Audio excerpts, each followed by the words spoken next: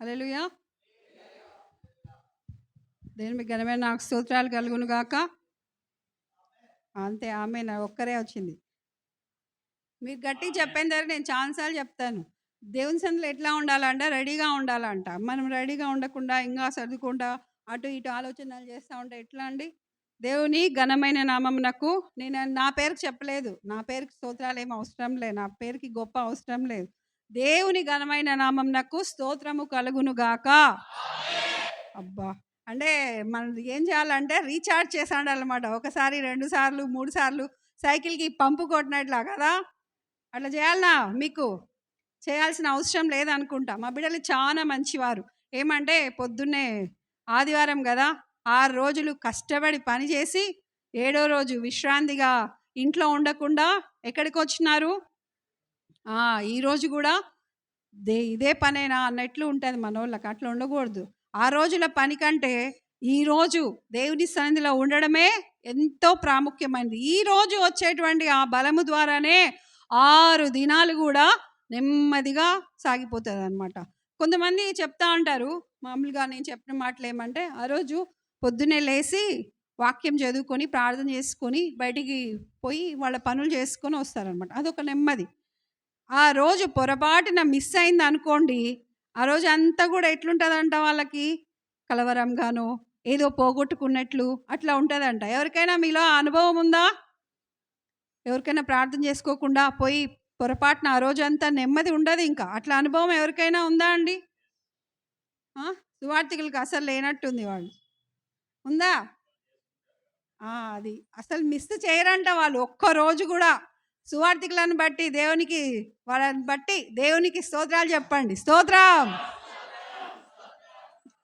సరే, ఈ కీర్తన చాలా వరకు మనకు బాగా తెలిసినటువంటి కీర్తన. పిల్లలకైతే కంటత, మీకు కూడా పెద్దోళ్ళకు కూడా. ఫస్ట్ వచనంలో ఏముందండి? ఒకటే లైన్, దుష్టుల ఆలోచన చొప్పున నడవక. హల్లెలూయా. దుష్టుల ఆలోచన. ఈరోజు మాట్లాడుతున్నటువంటి మాటల్లో ఉండేది ఏమంటే దుష్టుల ఆలోచన. ఇప్పుడున్నటువంటి పరిస్థితుల్లో కృపాకాలం అంటామే కానీ ఈ కృపాకాలంలో కూడా స్టార్టింగ్ నుంచి కూడా శోధకుడు, సాతాను, అపవాది, చెడ్డోడు, ఎన్నైనా మనం పేర్లు పెట్టుకోవచ్చు. అవన్నీ కూడా అపవాది ఇచ్చే ఆలోచనలన్నీ ఏం ఆలోచనలు అండి? దుష్టుని యొక్క ఆలోచనలు అనమాట. సో దుష్టుని యొక్క ఆలోచనలు స్టార్టింగ్లోనే మనం చూసినప్పుడైతే ఆది కాండంలోనే దేవునితో ఉండేటువంటి భాగ్యాన్ని ఆదాముకు హవ్వకు చెడగొట్టింది ఏది? దుష్టుడు అనమాట, సాతాను. ఏం చేసింది? దేవునితో ఉన్నారు వీళ్ళు, సంతోషంగా ఉన్నారు అని చెప్పి ఏం చేసింది? అది ఆలోచన ఇచ్చి, ఇదిగో ఆ పండు తినేసే, ఏం కాదులే అని చెప్పినప్పుడు ఏమైపోయింది? అవ్వకి అన్ని రోజులు కూడా చూస్తూనే ఉంది కానీ ఏమైపోయింది? దాని ఆలోచన ఎప్పుడైతే లోపలికి తీసుకుందో అది చూడడానికి రమ్యముగా, మనోహరముగా, కంటికి బాగా కనిపించిందంట.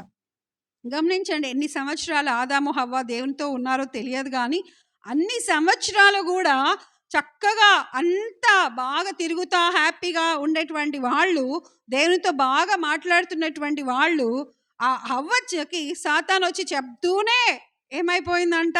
ఆలోచన లోపల పోయిన తర్వాత ఏమైపోయింది? ఆ పండు చాలా బాగా కనిపించిందంట. కనిపించిందని ఏం చేసింది? తినేసింది. దేవుని మాటను మీరి ఏం తెచ్చుకుంది? మహిమను పోగొట్టుకుంది. హల్లెలూయా. సో దుష్టుని ఆలోచన ఎప్పుడు ఏం చేస్తుందండి?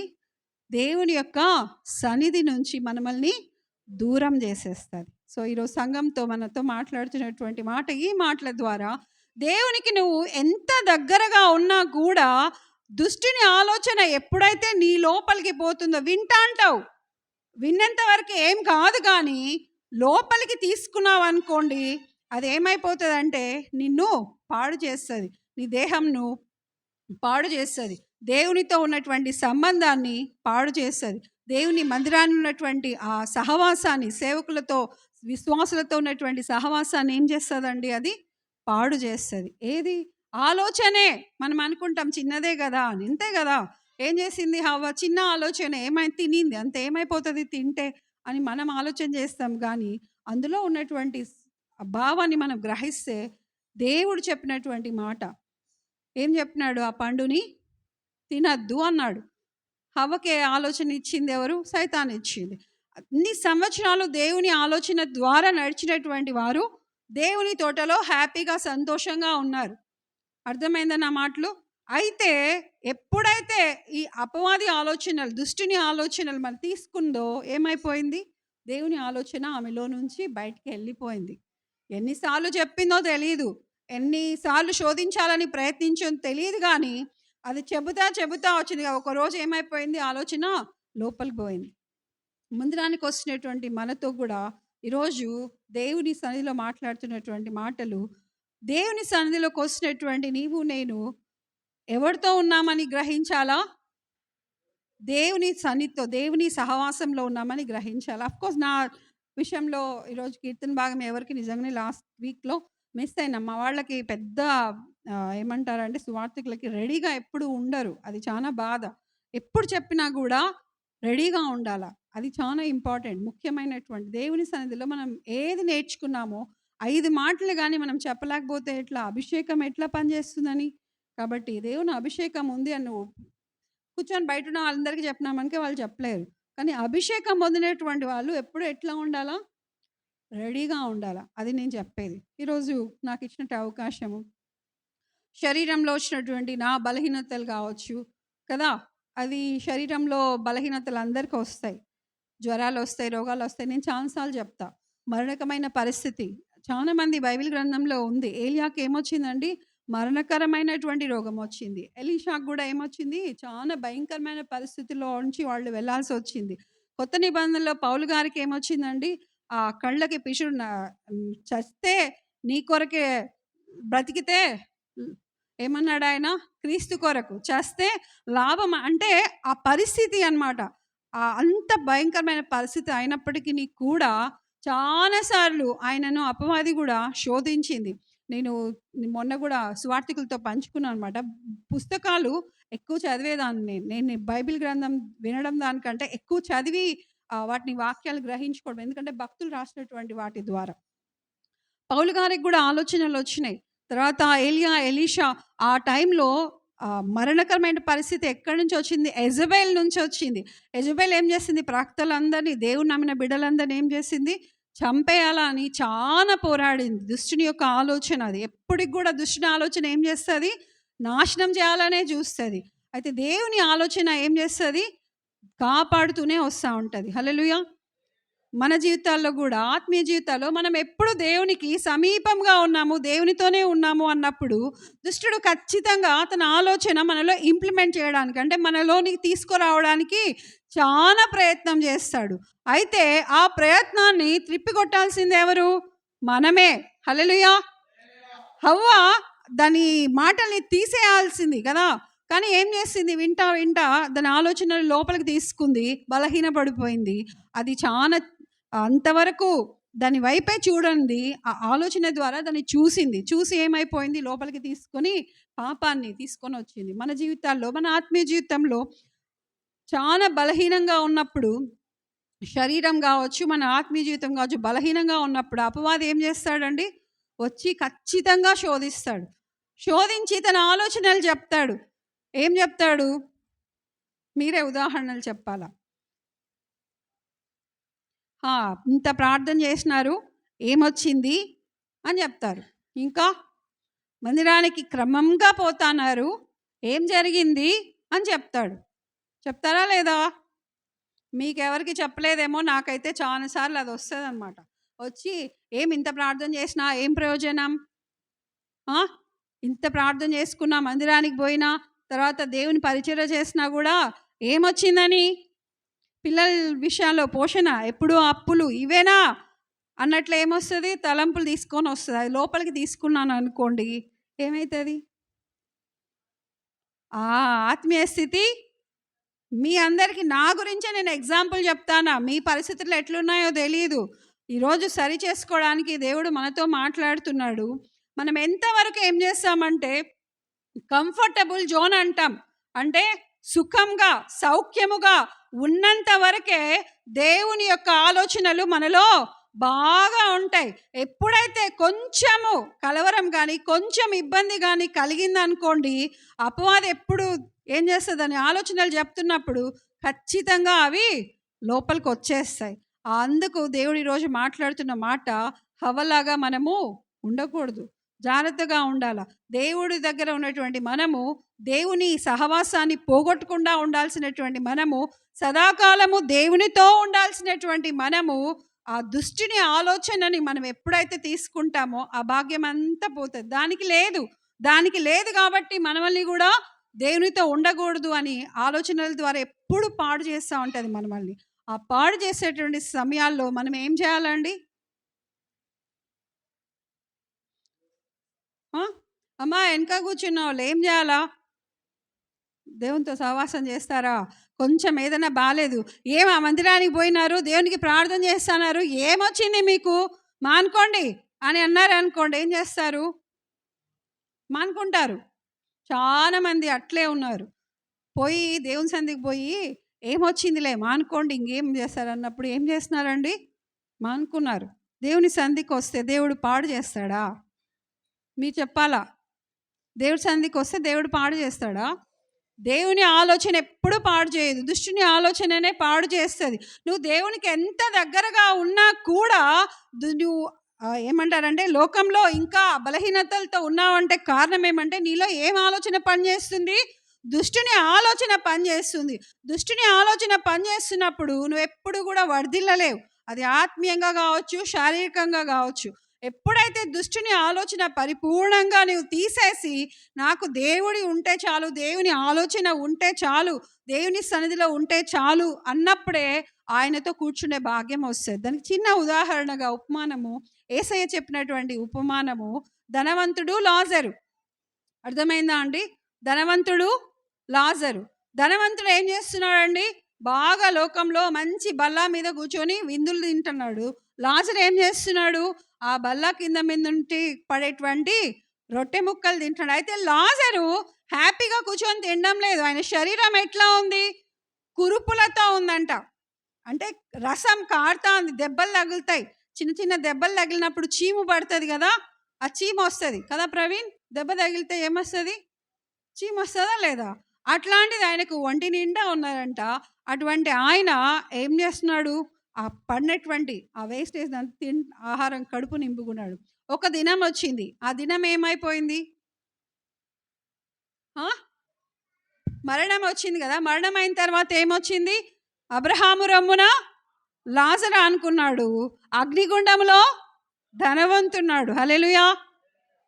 ఈ ఆలోచన, ఈ ఉపమానము, యేసయ్య పలికినటువంటి మాటలు నన్ను ఎప్పుడు చాలా బలపరుస్తాయి. అందుకే ఈరోజు మీతో చెప్తున్నటువంటి మాట, అపవాది ఎన్ని ఆలోచనలన్నా మీ దగ్గరకు తీసుకురాని, ఏమొచ్చింది మీకు? దేవుని సంధికి పోయి దేవునికి ప్రార్థన చేసి బాగలేదు కదా, ఏమవుతుందిలే, మీకు ఆశీర్వాదమే లేదు, మీ పిల్లల విషయంలో కొంచెం లేట్ అయినా కూడా మనలో వచ్చేటువంటివి ఇవే. పక్కన వాళ్ళకి ఏదైనా బ్లెస్ వచ్చినా మనకి ఇంకా కొంచెం ఆలస్యమైన అపవాది వెంటనే మనల్ని తలంపుల్ని ఖచ్చితంగా శోధిస్తుంది. శోధించినప్పుడు మనం ఏం చెప్పాలా? ఉన్నా లేకున్నా, దేవుడు ఆశీర్వాదం నాకు మీదకు ఉన్నా ఇంకా ఇప్పటికి రాకున్నా కూడా నాకు ఎవరు ఉండాలంటారో? యేసయ్య నాతో ఉండాలా అని కోరుకోవాలి. హల్లెలూయా. లాజరు, నా శరీరం ఎంత పాడైపోయింది కదా, నేనేమైంది ఇంక ధనవంతుని దగ్గర పోయి అయ్యా నేను నీ దగ్గర ఉంటానులే అని ఆయన అనలే. ధనవంతుని దగ్గరికి నిజంగా ఉపమానాన్ని దర్శన రీతిగా అడిగినప్పుడు అంత పనికిమాలిన స్థితిలో ఉన్నా కూడా లాజరు ధనవంతునికి అయ్యా దేవుని నమ్ముకో అని చెప్పింటాడు. అర్థమైందా? అబ్రహాము రమ్మున అనుకున్నాడంటే ఊరికనే పోయి అనుకుని ఉంటాడా? కాదు కదా.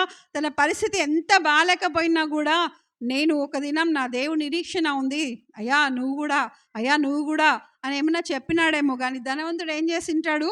అట్లాంటి దౌర్భాగ్యుల మాటలు తృణీకరించింటాడు. వాళ్ళ ఆలోచనలను తీసుకొని ఉంటాడు ధనవంతుడు. హల్లెలూయా. కాబట్టి బాగున్నప్పుడు కాదు, కానీ మన పరిస్థితులు బాగలేకపోయినప్పుడు శోధించేటువంటి దుష్టుని ఆలోచనల నుంచి మనము తప్పించబడాల. ఏ పరిస్థితి అయినా సరే ఆలోచనలు మనలోనికి మనము తీసుకోకూడదు. మనలోనికి మన ఆలోచనలు దుష్టుని ఆలోచనలకు పోతే అవ్వ ఆదాము ఎట్లా దేవుని సన్నిధి నుంచి దూరం అయిపోయినారో మనము కూడా ఏం చేస్తామండి? దేవుని సన్నిధికి దూరం అయిపోతాం. నీ పరిస్థితి ఎంత బాగలేకపోయినా సరే నా దేవుడు నాకుంటే చాలు అన్నటువంటి పరిస్థితి ఉంటే లాజరులాగా అబ్రహాము రొమ్మున ఆనుకుంటామన్నమాట. ఆమేన్. అటువంటి కృప దేవుని ఆలోచనలు ఎప్పుడు కూడా బాగు చేస్తాయి, దుష్టుని ఆలోచనలు పాడు చేస్తాయి. నీ శరీరం ఒక దినం మట్టికి పోయేదే. ఈ మట్టికి పోయేది ఎంత బలహీనమైనా కూడా దాన్ని నువ్వు ఎంత బాగు చేసుకోవాలని చూసినా అది బాగాలేని స్థితిలో అయినా సరే దేవుడు దాన్ని మహిమకు మార్చేవాడు. కాబట్టి మన ఆలోచనలన్నీ కూడా దేవుని ఆలోచనలతోనే నింపబడాలి. మనిషి ఆలోచనలతో కూడా, అపవాది ఆలోచనలతో కూడా మనము ఎప్పుడు నింపుకోకూడదు. మనిషి ఆలోచనలైనా అపవాది ఆలోచనలైనా నాశనానికే తీసుకుపోతుంది. చివరిలో ఉంటుంది కదా, దుష్టుని మార్గం ఎక్కడ తీసుకుపోతుంది? నాశనానికి తీసుకుపోతుంది. అందుకే కీర్తనకారుడు ఈరోజు మనతో మాట్లాడుతున్నాడు. ఎన్నోసార్లు నా శరీర బలహీనతను బట్టి ఆలోచనలు దుష్టుడు కలిగించినా కూడా అవి ఇంతవరకే ఉండాలి. అంతవరకు లేకపోతే నేను ఇంత నిలబడేదాన్ని కాదు. నాకే బాగలేదు, మీకేం చెప్తా నేను? అంతే కదండి, చెప్పాలా మీరే? నా పరిస్థితి బాగలేదు, మీకేమని చెప్తా? చెప్పలేను కదా. అయితే నేను కలిగి ఉన్నటువంటి నా దేవుడు నా ఆలోచనల ద్వారా ఇదిగో నేనున్నాను అని ఎప్పుడూ కూడా బలపరిచేటువంటి ఆయన మాటల ద్వారా దేవుడు నన్ను నిలబెట్టి నడిపిస్తున్నాడు. ఆమేన్. కాబట్టి ఆ ఆలోచనలే మీరు నింపబడాలని ఈరోజు మీ ఎదుట సాక్ష్యరూపంగా నేను మాట్లాడగలుగుతున్నాను. ఎప్పుడు బలహీనతల వైపు చూడొద్దండి. బలహీనతల వైపు చూస్తే దేవుడి ఆలోచనలు మీరు నెరవేరవు. దేవుడు భయపడద్దు అనే చెప్తాడు. మోషేకి ఏం చెప్పినాడు? ముందర ఎర్ర సముద్రం వెనక ఫరో సైన్యం ఉన్నప్పుడు ఏం చెప్పినాడు? నువ్వు ముందరికే పోవాలన్నాడు, వెనక్కి పో అన్నాడా? లేదు కదా. మోషేకి ఎట్లా సెలవిచ్చినాడు కదా అట్లే పోలే. యెహోషువతో అంత లేదు, ఎవ్వరూ లేరు, అంతా ఇజ్రాయెల్ ప్రజల మధ్యలో మోషే మరణించిన తర్వాత ఆయనకి ఏం ఆలోచన లేదు, భయపడినాడు. ఎట్లా ఇంతమంది నడిపించాలా? నాయకుడు ఉన్నప్పుడు ధైర్యంగా ఉన్నాడు యెహోషువ. మోషే చనిపోయిన తర్వాత భయం వచ్చింది, నేను ఎట్లా నడిపించాలా? దేవుడు ఏం చెప్పినాడు? ఆ భయం వచ్చేది దుష్టుని నుంచి. దేవుడు అన్నాడు, నేనున్నాను, భయపడద్దు. యెహోషువ నీ పో, నీ పాదం పెట్టే చోటు నేను నీకు స్వాస్థ్యంగా ఇస్తానని ఏం చెప్పినాడండి? ధైర్యం చెప్పినాడు. హల్లెలూయా. నా పరిస్థితులు ఎంత బలహీనమైనా సరే, నీకు భయం ఎంత ఆవరించినా సరే, నా దేవుడు నాతో ఉన్నాడు అనే ఆలోచన నీకు ఉన్నప్పుడు ఏ పరిస్థితులకు కూడా నీవు భయపడవు. ఒక దినం వస్తుంది, ఈ లోకంలో ఒక ఆశీర్వాదం కోసం నువ్వు ఎదురు చూసినా అది చూచే కృప ఇస్తాడు. అన్నింటికంటే ప్రాముఖ్యమైనది ఆయనతో ఉండేటువంటి కృప. హల్లెలూయా. కాబట్టి దేవుని ఆలోచనలతో మనం నింపబడి ముందుకు నడుచుదుము గాక. దుష్టుని ఆలోచన ఏ మాత్రము కూడా మన లోనికి ప్రవేశించకుండా ఆయన కృప మనను ఆవరించి నడిపించును గాక. ఆమేన్. హల్లెలూయా. హల్లెలూయా. హల్లెలూయా. హల్లెలూయా.